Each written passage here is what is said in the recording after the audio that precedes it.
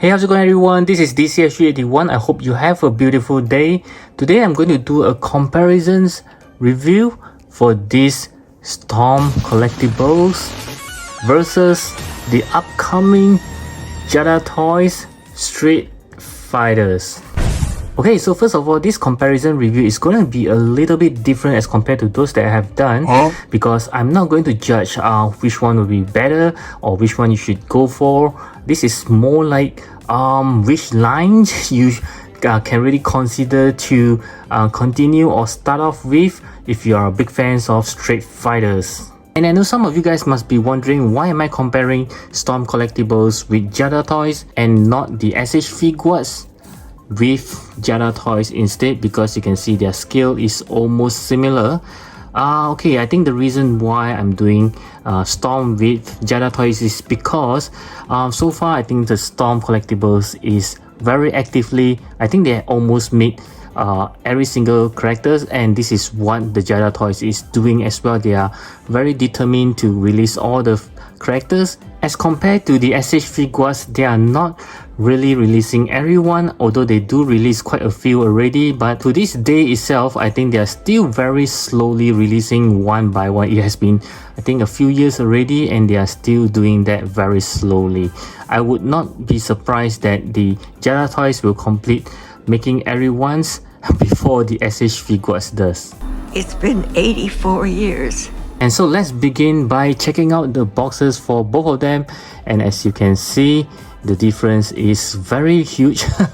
Of course, I kind of prefer the one from Jada Toys because it is very creative. They are using the arcade style box, while the Storm collectible is still pretty good, but it's just very old style, I would say. And at this point of time, I no longer have the physical box for each one of them right here because I don't really keep boxes, but I do have this Evil Ryu right over here, which I have yet to open. As you can see, it is still being wrapped up really nicely.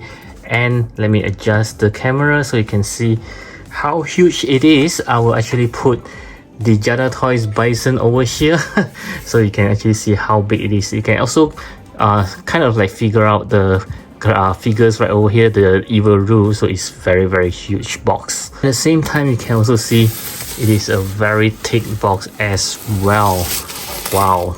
And we'll move on to the overall looks, but before I get into the details, I would like to say is that the Storm collectibles that I have right here is from the Street Fighter 5, while the Jada Toys is from the Ultra Street Fighter 2, so they are both from a different genre, I would say. But I do remember that the Storm collectibles did make a Ryu from the Ultra Street Fighter 2 as well, as you can see right here. But unfortunately for Bison, they didn't do so I can't let you see the comparison. But nevertheless, let's get a look into what we have here. So of course, the character is still the same, Ryu and Bison, so we'll get a look into Ryu first. As you can see, the Storm collectibles do spot a more realism looks as compared to the Jada Toys, which is like much more arcade style. This one is I would say it's something like they humanize the character, so it looks like a real human. Even for Bison, you can see. But I'll compare the Ryu first. So here you can see even the skin tone is of a very much details, I would say real person, close to the real person's skin tones. And one thing that is very similar for both of them is they both use soft rubber materials for the gi, and the pants is hard rubber. So this is a very good example that both of the brands is doing the same, which is very much appreciated. And of course, I believe this one I can take it off as well if I want to. The same goes for the Jada Toys. We can also take it off if you want to, but I think it's not really recommended because you have a hard time putting it back, if I'm not wrong. But for the Bison, you can see it's of a very much different outlook altogether. The one from the Storm collectible doesn't have any cape like the Jada Toys. But other than that, if you look at the face, is of kind of difference. Again, the skin tone is much better, I would say. For the Storm Collectibles, is much closer to the real human skin tone. This Jada Toys one is actually much more pale, but I do like the the very silverish. It looks like a real metal here. And for Storm Collectible, it goes for much like a gunmetal gray kind of material. And again, it does have some soft rubbery plastic here. But the Jada Toys actually quite nice because they actually goes into a cloth cape. I believe the one from Storm Collectibles, if they actually make him a cape, it will be something like this as well. Or even worse, they might use a rubbery cape just like this material, which is not something that I preferred.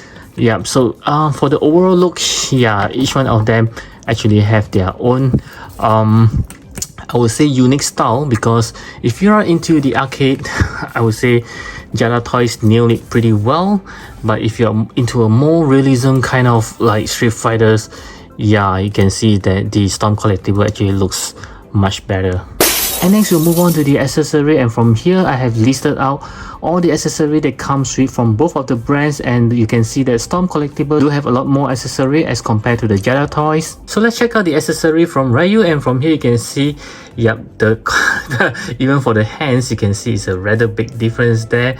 And I kind of like the Storm Collectibles because all their hands are actually very rubbery made. It's very nice feelings when you're holding it, and even when you're putting the hands into the figure, is of a very nice feelings. Again, I will show you guys later. And next I will check out the Hadouken effects from both of them. You can see it's of a very different design. The Storm Collectibles do have two parts here. Of course, you can use just like this, or with this one it looks even more cooler.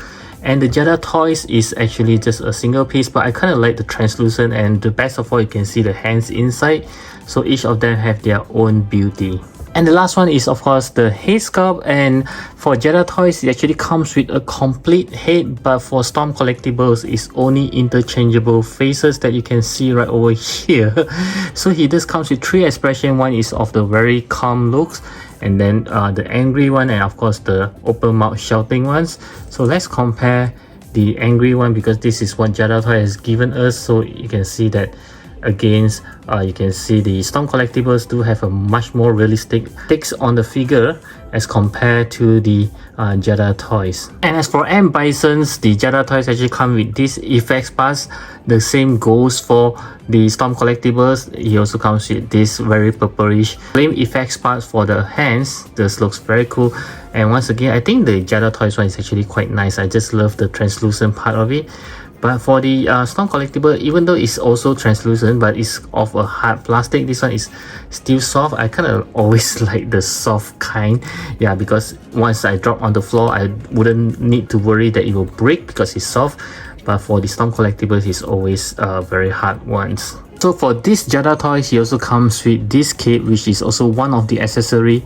But for the Storm Collectibles Bison, he just comes with this very cool accessory for his folded arms. Yeah, I was really hoping that the Jada Toys will also give us this one. And this is how he looks like with the folded arms. Oh my goodness, it does looks very intimidating. And not to forget that the Storm Collectible is giving a very nice stand as well. You can see Street Fighter 5.